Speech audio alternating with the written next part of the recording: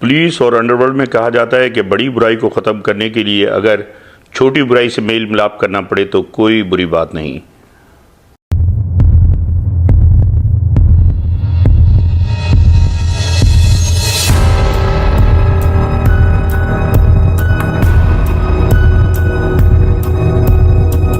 अस्सलाम वालेकुम दोस्तों, वैसे तो चोरी, डकैती, भत्ताखोरी, कत्ल इसका अखलाकियात से कोई ताल्लुक़ नहीं है, लेकिन आप देखें कि लियारी गैंग वॉर में जो गैंगस्टर गैंग वॉर में इन्वॉल्व थे, उन्होंने तो अखलाकियात किसी किस्म की भी रहने नहीं दी और उनका जनाजा निकाल दिया।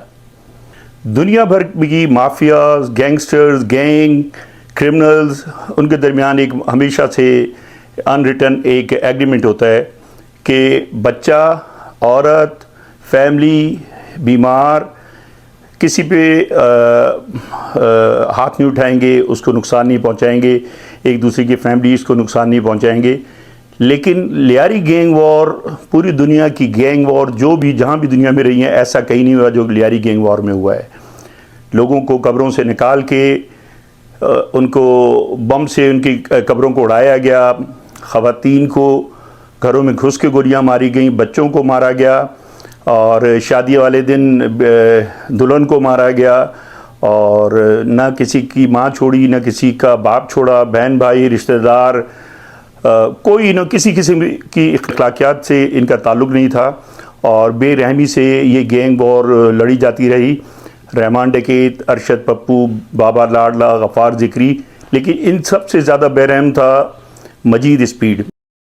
बाबू डकैत गैंग ज्वाइन करने से पहले ही मजीद स्पीड जो है वो क्रिमिनल एक्टिविटीज़ में इन्वॉल्व रहा, लेकिन जब बाबू डकैत का गैंग उसने ज्वाइन करा तो ज्वाइन करने के बाद वो बाज़ाब्ता तौर पे जो है वो क्रिमिनल दुनिया में कदम रख चुका था और यूँ उसने एक्सटॉर्शन के साथ जो है वो हाउस रॉबरीज, नारकोटिक्स, इन सारे जराइम में जो है वो बड़ा नाम कमाया और शोहरत कमाई।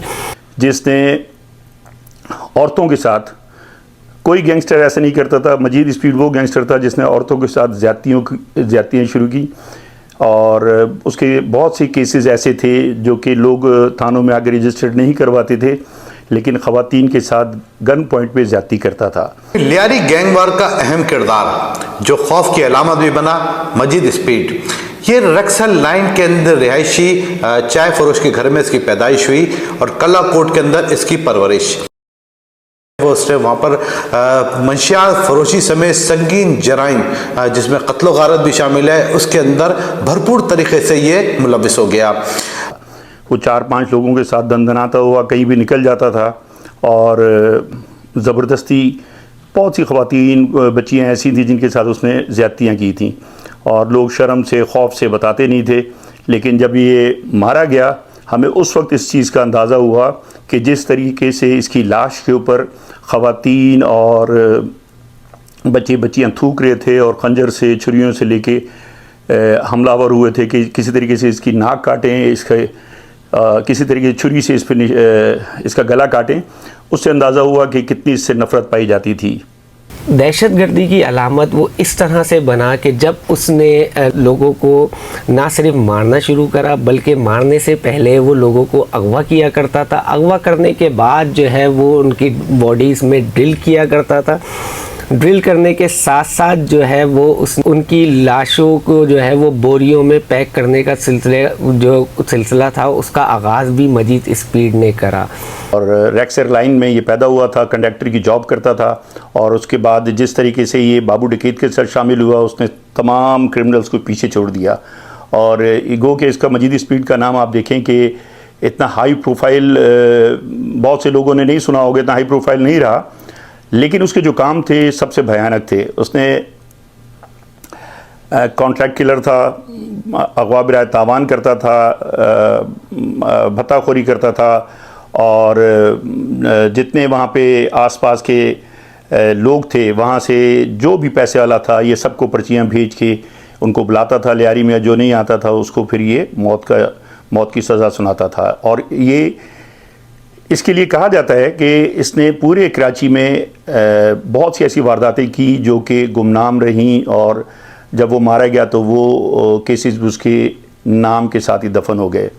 एक वक्त आता है कि 2003 में मजीद स्पीड अरशद पप्पू का गैंग ज्वाइन कर लेता है। अरशद पप्पू का गैंग ज्वाइन करने की दो अहम रीज़न थे। एक अहम रीज़न ये था कि उसको अपने गॉडफादर बाबू डकैत का बदला लेना था, जिसको रहमान डकैत ने, अरशद पप्पू के मुखालिफ गैंग रहमान डकैत ने मारा था। दूसरा इम्पॉर्टेंट रीज़न ये था कि जिस एरिया के अंदर रहमान डकैत ऑपरेट करता था वही असल में एरिया मजीद स्पीड का भी एरिया हुआ करता था, या उसका डोमिनेंट एरिया था, और उसको अपने उस एरिया के अंदर, उस इलाके के अंदर जो है वो अपनी रिड को दोबारा से बहाल रखना था। ये दो अहम वजूहात थी जिसकी वजह से मजीद स्पीड ने अरशद पप्पू गैंग ज्वाइन करा। और चूँकि मजीद स्पीड ख़ुद एक सफ़ाक हामिल शख्स था, और उसके बाद मजीद स्पीड के साथ अरशद पप्पू भी एक खुद से एक सफ़ाक कैरेक्टर का हामिल था। और जब दो सफ़ाक कैरेक्टर एक साथ मिले और एक ही गैंग में थे, उसी का गैंग था, तो उन्होंने इस तरह जो सफ़ाकाना कार्रवाइयाँ थी उनको बढ़ाया, और कुछ इस तरह के वाक़यात भी रिपोर्ट हुए कि जिसमें मरने के बाद भी उन्होंने मुखालफिन की लाशों को कब्रों से निकाला, और कब्रों से निकालने के बाद उनकी बेहुरमती करी। जब अरशद पप्पू की और रहमान डकैत की गैंग वॉर चल रही थी तो मजीद स्पीड जो कि उस वक्त ईरान में था वो पाकिस्तान आया, और लियारी पहुँच के उसने इस गैंग वॉर को मज़ीद हवा दी, और अरशद पप्पू के साथ मिल के उसने रहमान डकैत और उसके साथियों के लिए ज़िंदगी जीरन कर दी। और बहुत से ऐसे केसेस थे, रहमान के रिश्तेदारों पे उसने अटैक किए, और रहमान तो खैर जब हमले उस पर बढ़ गए तो वो कराची छोड़ के कुछ अरसे के लिए ईरान चला गया था। और पीछे कुछ गैंग ऐसे थे जो कि रहमान के मुखालिफ थे, जिसमें गफ़ार ज़िक्री, मुल्ला सुल्तान, मुल्ला नवाज़, मुल्ला नासिर, ये तमाम भाई, और अरशद पप्पू के साथ इन्होंने मिल के बहुत बड़ा गैंग बना लिया था जो कि रहमान डकैत और उसके साथियों से लड़ाई कर रहा था। इसका एक मर्डर सिग्नेचर भी था, वो ये था कि कत्ल करने के बाद खंजर से उस शख्स का जो है वो गला भी काटता था। ये उसका मर्डर साइन था कि यहाँ, ताकि ये एक पता चले कि यहाँ पर ये कत्ल करने वाला कौन है। मजीद स्पीड ने गुल मोहम्मद लैन में मुल्ला नवाज़ वालों के साथ अपना एक ठिकाना बनाया था, गो कि वो एरिया मुल्ला नवाज़ वालों का था, लेकिन ये वहाँ पे पनाह लेता था, वहीं ज़्यादा इसका टाइम गुजरता था, कहीं भी वारदात करता था वापस आके वहीं उन लोगों के साथ ही रहता था। और बहुत से वहाँ पे घर ऐसे थे जिनमें उन्होंने कब्ज़ा किया हुआ था। मैं 2007 की बात कर रहा हूँ, मैं उस वक्त SP लियारी था, और मैं इन तमाम गैंग के ख़िलाफ़ कार्रवाइयाँ कर रहा था मुसलसल, और हमारी कोशिश होती थी कि किसी तरीके से इनको गिरफ़्तार किया जाए या इनको कुछ भी किसी तरीके से कानून की गिरफ्त में लाया जाए। मेरे 2 SHO थे जो कि जिनको मैंने इसी काम पे डिप्यूट किया था, किसी तरीके से मजीद स्पीड की इंफॉर्मेशन लो। सज्जाद हैदर SHO कलरी, और SHO कलाकोट था चौधरी असलम गुज्जर। असलम गुज्जर बहुत ही एक पुराना तजर्बाकार अफसर था, जबकि सज्जाद हैदर तो दुनिया जानती है कि बड़े काम किए उसने। ये दोनों एक दफ़ा मेरे पास एक इन्फॉर्मेशन लेके आया। उन्होंने बताया कि किस तरीके से उन्होंने मुल्ला नवाज़, मुल्ला नासिर वालों से, उनके जो बड़े थे, उनसे तो नहीं, उनके जो बड़े थे उनसे मिल के उन्होंने प्लान किया है, और वो लोग इसकी मजीद स्पीड की जो हरकतें थी वो उससे बदनाम हो रहे थे, और वो चाहते थे कि उनके लड़के जो कि गैंग वॉर में तो ज़रूर शामिल हैं वो भी किसी तरीके से बाज आ जाएँ, और मजीद स्पीड की वजह से जो उनकी बदनामी हो रही थी, और जो भी किडनैपिंग होती थी या जो भी डकैतियाँ होती थी, उसके लिए जो लोगों की जो शिकायतें आती थी वो इनके पास आती थी कि मजीद स्पीड तुम्हारे पास पनाह लेता है। और दूसरे वो इस बात पे शर्मिंदगी महसूस करते थे कि मजीद स्पीड एक रेपिस्ट के तौर पे मशहूर था, बदनाम था, और उनके लिए ये चीज़ भी बड़ी शर्मिंदगी की बाइस थी, जिसकी वजह से वो इससे छुटकारा पाना चाहते थे, और उन्हें पुलिस की मदद की ज़रूरत थी। तो इस सिलसिले में उन्होंने पुलिस से रब्ता किया, और मिल के एक प्लान बनाया गया कि हमने उनसे कहा कि जी आप हमें इसकी इन्फॉर्मेशन दें ताकि इसको किसी तरीके से हम काबू करें, और ये नासूर से जान छुड़ाएं। उनसे तय हुआ कि किसी तरीके से ये जब मजीद स्पीड उस वक्त वहीं उसी एरिया में था, तो इनका प्लान ये था कि किसी तरीके से हमें उस वक्त इन्फॉर्मेशन देंगे जब ये अपने साथियों के अलावा वहाँ पे होगा और उस वक्त इसे पकड़वाएंगे ये। लेकिन मुझे ऐसा फील होता है जो, और हम तमाम पुलिस वालों का ख्याल था कि ये तैयार थे ज़हनी तौर पे, लेकिन उसके बावजूद थोड़ी झिझक थी या डर था या जो भी आपके इल्म में, जैसे कि कोई भी गैंग होता है उसमें अगर कोई पुलिस की मदद करे तो वो फिर उस गैंगस्टर को या उसके साथियों को गद्दार समझा जाता है। तो थोड़े वो हिचकिचाहट महसूस कर रहे थे पुलिस की मदद करते हुए। और थोड़े उन्हीं दिनों फिर पता चला कि जी मजीद स्पीड को किसी तरीके से ये भनक मिल गई कि पुलिस उसको इन्फॉर्मर्स की मदद से उसको पकड़ना चाह रही है। तो वो हमें पता चला वो लियारी से गायब हो गया और फिर 2-3 दिन बाद पता चला वो ईरान पहुंच चुका है। और कुछ दिन सुकून हो गया लियारी में। और फिर महीना एक वो ईरान में रहा होगा, वहाँ भी चूँकि था ही फितरतन बड़ा जालिम किस्म का इंसान, उसका हाथ छूट भी था। उसने ईरान में भी 2 मर्डर किए जिसकी वजह से पुलिस उसके पीछे वहाँ पड़ी, तो वो दोबारा वापस कराची आ गया। ईरान से जब वो वापस आता है तो ईरान से वापस आने के बाद वो एक लियारी में एक खातून के घर पे जाता है और उनसे उन पैसों का तकाजा करता है जो उसने ईरान फ़रार होने से पहले उस खातून के पास एक्सटॉर्शन की कुछ 40 लाख रुपए के करीब रकम और कुछ सोना जो है वो रखवाया था वहाँ पर। और जब वो खातून के पास जाता है और उन पैसों का तकाजा करता है और उस गोल्ड का तकाजा करता है, तो खातून जवाब में उसको बताती है कि वो गोल्ड और वो पैसा वो उसके साथी मुल्ला नासिर को दे चुकी है। जब वो पहुँचे नेक्स्ट डे उसकी झड़प हुई है मुल्ला नासिर के साथ। मुल्ला नासिर गो के इसका साथी था, मुल्ला नवाज़ का भाई, लेकिन इनकी झड़प हुई और उसने बग़ैर किसी 1 मिनट ज़ाया किए इसने मुल्ला नासिर को वहीं गोली मार दी। और इसका एक मर्डर सिग्नेचर था, ये खड़ा होकर सर पे जिस तरीके से गोली मारता था, गिरने के बाद लाश मरने के बाद भी सर पे गोली मारता था, इसने वही काम इसके साथ किया, जो कि मुल्ला नासिर की फैमिली के लिए बहुत बड़ा धचका था। इसकी दीदा दिलेरी का आलम ये था कि ये अपने साथियों के साथ 3-4 साथी इसके साथ थे, उन्हीं गलियों में बैठा रहा और उसको कोई खौफ नहीं था कि कोई उसके साथ कुछ करेगा। लेकिन जब मुल्ला नासिर मारा जाता है तो यही वो पॉइंट था जब मुल्ला नवाज़ और उसकी फैमिली को और उसके मोहल्ले के लोगों को लगा कि अब हमें पुलिस की मदद करनी चाहिए। ये खबर जंगल के आग की तरह लियारी में फैलती है और उसके भाई मुल्ला नवाज़ तक पहुंचती है। और इसी दौरान एक तरफ पुलिस, एक तरफ मुल्ला नवाज़ के पास उसकी खबर पहुंचती है, तो दूसरी तरफ ऑलरेडी पुलिस के पास भी वो खबर पहुंचती है।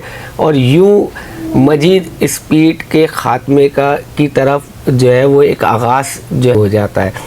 एक तरफ पुलिस वहाँ से निकलती है उसके ताक़ुब में उसको ट्रेस करने के लिए, दूसरी तरफ मुल्ला नवाज़ अपने दीगर साथियों के साथ मिलकर उसको ट्रेस करना शुरू करता है। और बिला आखिर उनको ये मालूम होता है कि लियारी में एक घर के अंदर अभी मजीद स्पीड मौजूद है। उन्होंने पुलिस की मदद की, हमें इन्फॉर्म किया और तय पाया कि एक साइड से वो इसको कॉर्डन करेंगे, एक साइड से पुलिस करेगी और बीच में जब ये होगा तो इसको पकड़ा जाएगा। और उनके साथ हमारा तय था कि ये उस तरफ न जाने पाए और इसने इसी तरफ आना था जहाँ चांसेस ज़्यादा थे, उस तरफ हम थे। तो जब हम वहाँ पहुँचे, कॉर्डन हुआ है, तो इसको अंदाज़ा हो गया कि कुछ गड़बड़ चल रही है और इसने फायरिंग करके इसने और उसके साथियों ने भागने की कोशिश की।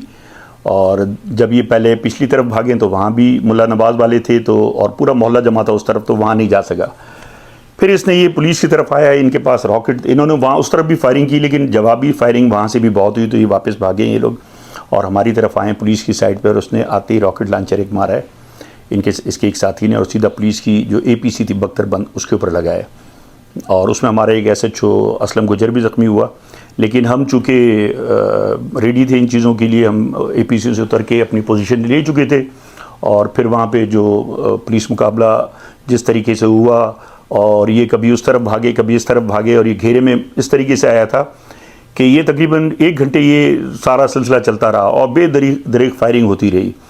उसी दौरान इसके ये और इसका एक और साथी हसन, ये दोनों वहाँ फंस गए और जो इसके दूसरे साथी थे वो दूसरी साइड से कहीं से फायरिंग करते हुए निकले हैं पब्लिक के बीच में से, लेकिन ये नहीं निकल सका और इसको गोली लगी है। ये और हसन को ये गिरे वहाँ पे और एक घर में घुसे ज़ख्मी हालत में। और जैसे हम लोग करीब गए हैं और दूसरे मोहल्ले वाले दूसरी साइड से करीब आए तो उस घर में जो ख़वातीन थी वो बाहर निकली हैं। उन्होंने इशारा किया है कि ये इस घर में है और ये ज़ख्मी है। और जैसे हम आहिस्ता आहिस्ता आगे गए तो उस वही ख़वातीन जो दरवाजे में खड़ी थी उन्होंने बोला मर गया है, मर गया है, इस तरह चीख के उन्होंने कहा है कि इसकी लाश निकालो यहाँ से। तो हम पहुँचे वहाँ पे जल्दी से और देखा तो ये और हसन दोनों वहाँ पड़े हुए थे। कई घंटों तक और जो है ये सिलसिला चलता रहा। चलता रहने के बाद जो है वो पुलिस की फायरिंग से बिल आखिर मजीद स्पीड अपने 2 कारिंदों समेत मारा गया। जब हम वहाँ पर पहुँचे ये सूरत हाल थी तो वहाँ पर इतना सख्त कॉर्डन था और शदीद फायरिंग का सिलसिला जारी था। पुलिस हमें अंदर नहीं जाने दे रही थी। फिर हमने बमुश्किल हमने जो है वहाँ पर हम अंदर पहुँचे तो देखा कि मजीद स्पीड की जो है वो लाश वहाँ पर पड़ी हुई है ज़मीन के ऊपर। और जो घरेलू ख़वातीन थी और वहाँ के लोग थे वो घरेलू ख़वातीन खुसूसी तौर पर बाहर आई जो इसकी बर्बरियत का निशाना बनी। वो कोई घर से जो है वो छुरी लेकर आ गए, कोई खंजर लेकर आ गए और भरपूर कोशिश करी कि कोई इसकी नाक काट दे, कान काट दे, कोई ज़बान काट दे, लेकिन वहाँ पर मौजूद पुलिस ने जो है वो ऐसा करने से रोका। लियारी के मुख्तलिफ इलाकों से जो फायरिंग की आवाज़ सुन के पूरा मोहल्ला शोर मचा हुआ था। काफ़ी देर से इनकाउंटर चल रहा था। ख़वातीन आ गई थी, उन सबको पता था कि ये मजीद स्पीड से पुलिस का इनकाउंटर चल रहा है। और आप देखें कि थोड़ी देर के अंदर ही बहुत सी ख़वातीन मोहल्ले वाले जो थे वो सब आ गए और बहुत सी ख़वातीन के हाथ में छुरी, चाकू, बहुत सी चीज़ें थी जो इसको नुकसान पहुंचाना चाहती थी। वो तो ऑलरेडी मर चुका था, लेकिन लाश को उनका कहना था कि हम इसका नाक काटेंगे, इसका गर्दन काटेंगे। और इस चीज़ से अंदाज़ा होता था कि ख़वातीन इससे कितनी शदीद नफ़रत करती थी। तो मजीद स्पीड जिसने एक बर्बरियत मचाई हुई थी लियारी में, एक ऐसा गैंगस्टर जिसने उसूल, ज़ाब्ते और अखलाकियात का जनाजा निकाला हुआ था, वो बिल आखिर अपने अंजाम को पहुंचा।